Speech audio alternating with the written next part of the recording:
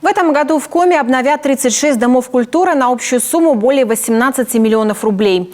Создание достойных условий для досуга жителей городов и сел региона – один из приоритетов, обозначенных главой республики Владимиром Уйба. Александр Карепин о том, что уже сделано в учреждениях культуры.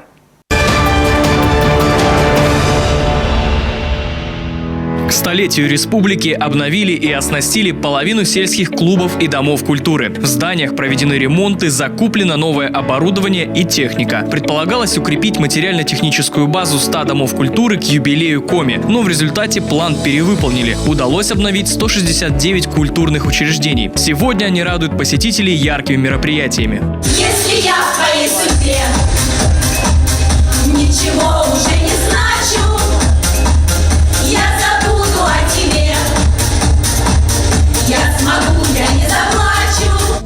В Микуньском городском доме культуры обновили сантехнические системы, заменили электропроводку, отремонтировали зал и все кабинеты. Подобные изменения коснулись и ДК в Зеленце. Новое звуковое и световое оборудование, костюмы артистов, компьютеры и многое другое радует посетителей и сотрудников клубно-спортивного комплекса в Уктыле.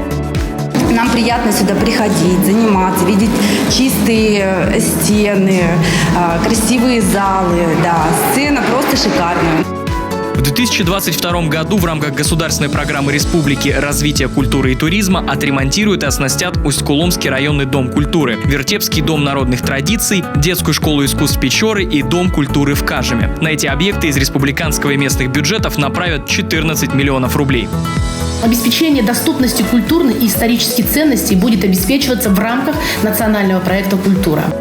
В рамках федерального партийного проекта «Культура малой Родины» в 2022 году будет укреплена материально-техническая база 36 домов культуры на общую сумму более 18 миллионов рублей из средств федерального, республиканского и местного бюджетов.